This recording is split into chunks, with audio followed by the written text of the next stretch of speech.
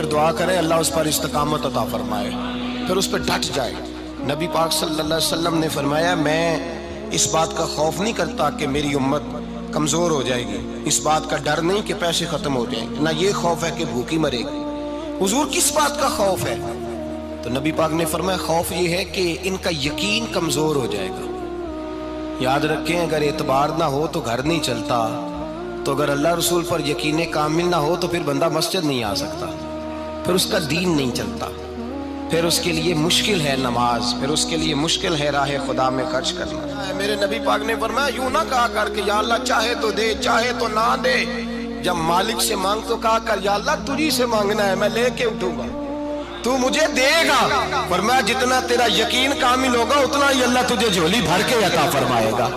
کمزور سا مسلمان، لڑکھڑاتا سا مسلمان دیکھتا ہوں کرتا ہوں، اور یہ بھی نہ دیکھا کریں بھائی ایمان یقین کو استقامت کے درجے پہ لیں، یہ نہ دیکھا کریں کہ وہ کیسے دے گا، وہ کسی وسیلے کا محتاج نہیں ہے، وسیلے کو پسند کرتا ہے، پر وسیلے کا محتاج وہ بغیر وسیلے کے بھی دے دیتا ہے۔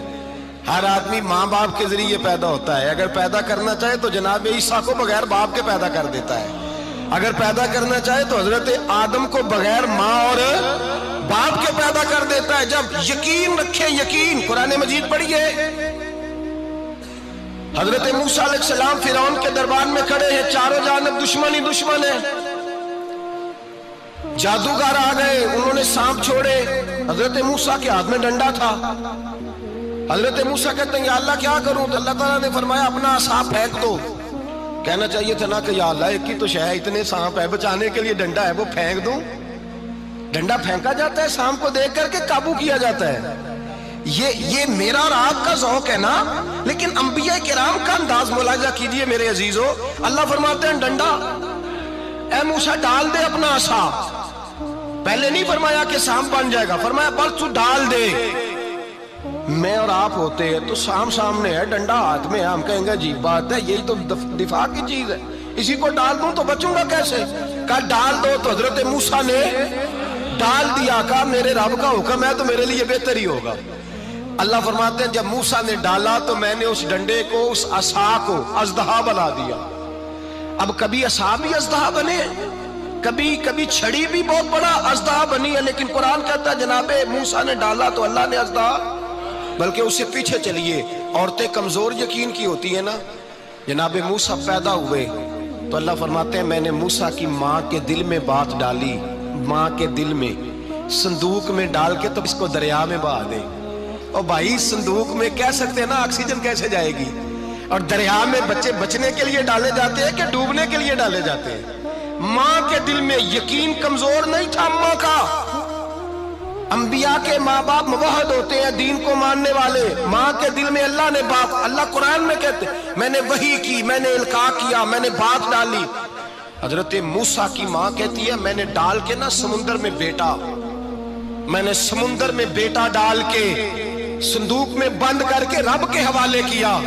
آپ فرماتے ہیں میرے مالک کا بھروسہ کیا تو پھر میرے مالک کا کام دیکھو، کمال دیکھو، میں نے دریا میں ڈالا، اللہ نے فرعون کے گھر میں میرے بیٹے کی پرورش کرا دی۔ یہ یقین کہ حضرت موسیٰ کے پاس قوم آئی، قرآن پڑھیے، کہ جناب پانی چاہیے، وَإِذِ اسْتَسْقَىٰ مُوسَىٰ لِقَوْمِهِ، موسیٰ نے اپنی قوم کے لیے پانی مانگا، ہم نے کہا فَانْفَجَرَتْ مِنْهُ اثْنَتَا عَشَرَةَ عَيْنًا، اپنا ڈنڈا پتھر پہ مارو۔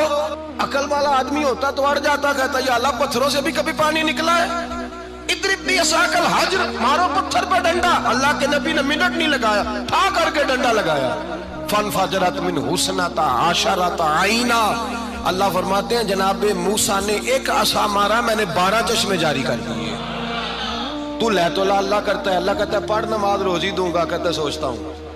اللہ فرماتا ہے آجا مسجد میں تیرا ہو جاؤں گا، کہتا ہے دیکھتا ہوں۔ رب فرماتا ہے تو میرے محبوب کی غلامی کر، میں تجھے محبوب بنا لوں گا۔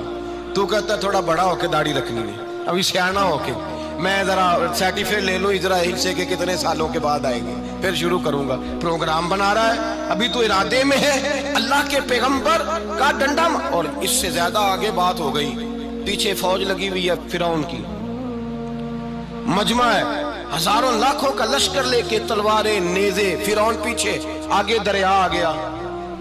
حضرت موسیٰ علیہ السلام کھڑے ہیں، اب کدھر جائیں؟ اللہ پاک نے فرمایا مارو ڈنڈا۔ کہاں؟ پانی پہ ڈنڈا مارو۔ اب حضرت موسیٰ علیہ السلام پانی پہ ڈنڈا مارے تو پانی ابھرے گا، اس سے زیادہ کیا ہوگا؟ پہلے پتھر پہ ڈنڈا مروایا تو پانی نکلا، اب پانی پہ ڈنڈا مروایا فَإِذْ فَرَقْنَا بِكُمُ الْبَحْرَ فَأَنْجَيْنَاكُمْ وَأَغْرَقْنَا آلَ فِرْعَوْنَ۔ اللہ فرماتے ہیں موسیٰ نے پانی پہ ڈنڈا مارا تو میں نے پانی میں رستے بنا دیے۔ ایک جگہ ڈنڈا مارا تو پانی نکل آیا، دوسری جگہ عصا مارا تو پانی خشک ہو گیا، 12 چشمے بن گئے، 12 رستے بن گئے دریا میں سے۔ حضرت موسیٰ علیہ السلام گزر گئے اور اللہ فرماتے ہیں فرعون بھی آیا تو اسے میں نے غرق کر دیا، اور وہ کھڑا دیکھتا ہی رہ گیا کہ بنا کیا ہے۔ جب یقین کامل نصیب ہوتا ہے، اعتماد کی دولت اللہ دیتا ہے، جب انسان کو یہ انشراح صدر ہو جاتا ہے کہ میری نجات خدا کے حکم میں ہے اور رسول اللہ کے قدموں میں ہے، جب اسے یہ انشراح حاصل ہوتا ہے تو پھر نماز کا لطف آتا ہے۔ غور کیجئے کیا جملہ کہہ دیا میں نے، پھر اسے نماز کا پھر اسے نماز بوجھ نہیں بلکہ نماز نہ پڑھے تو اس پر بوجھ ہوتا ہے، پھر قرآن مجید اس کی روح کا ساتھی ہو جاتا ہے، پھر عبادات، تقوی، پرہیزگاری، پھر وہ ایک سنت کے چھوٹنے پر پریشان رہتا ہے جب یقین کی دولت نصیب ہوتی ہے۔ قرآن مجید فرقان حمید نے کہا ایمان لاؤ تو پھر ایمان پہ ڈٹ جاؤ، مسلمان بنو تو پھر اسلام پر۔ پھر یہ جو کمزوری ہے نا، یہ دیکھتے ہیں، کرتے ہیں، چلتے ہیں، ابھی کل ابھی پرسوں بہانے ہیلے، ابھی میں نماز شروع کرتا ہوں دیکھتا ہوں لا الہ الا اللہ محمد الرسول اللہ صلی اللہ علیہ، جب کسی نے کلمہ پڑھا تو اس پر پورا دین ضروری ہے، پورا۔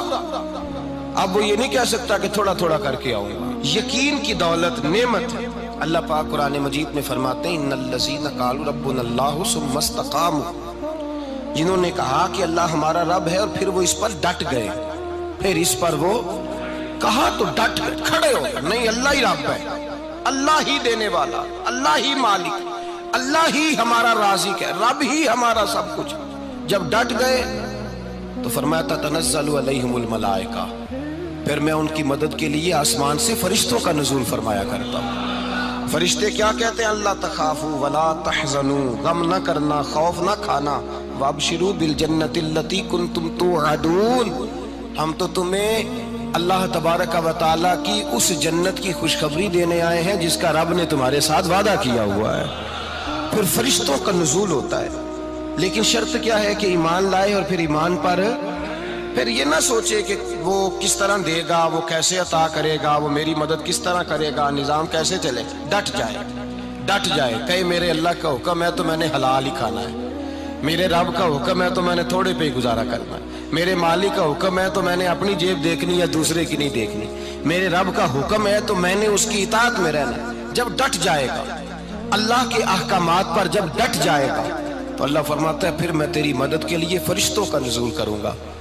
نبی پاک صلی اللہ علیہ وسلم نے فرمایا 2 دولتیں اگر کسی کو اللہ دے دے تو سمجھے اللہ نے اسے دنیا کی سب سے زیادہ دولت عطا فرما دی۔ یا رسول اللہ وہ کون کون سی چیزیں ہیں؟ فرمایا ایک جس شخص کو اللہ نے معاف کرنے کی دولت عطا کر دی، جو معاف کرنے لگ گیا، جس کی طبیعت میں درگزر آ گیا، جو معاف کرنے لگا، غلطیاں معاف کرنے لگا، جس کو ایک دولت یہ مل گئی۔ اور دوسرا میرے مصطفیٰ نے فرمایا جسے اللہ نے یقین کی دولت عطا فرما دی، جس کو یہ 2 دولتیں مل جائیں، ایک درگزر کرنا، دوسرا رب رسول پہ یقین کامل رکھنا، اسے کائنات کی ہر شے مل گئی۔ میرے نبی پاک نے فرمایا جب بھی دعا مانگو خدا سے یہ 2 نعمتیں مانگا کرو، عرض کیا کرو اے اللہ درگزر کی دولت عطا فرما، اے اللہ تو ہمیں یقین کی دولت عطا فرما، ایمان کی قوت اور پختگی نصیب فرما۔ میرے بھائی حضور نے فرمایا مانگ کے لو۔ کمزور ایمان والا شخص کسی کام کا نہیں ہوتا۔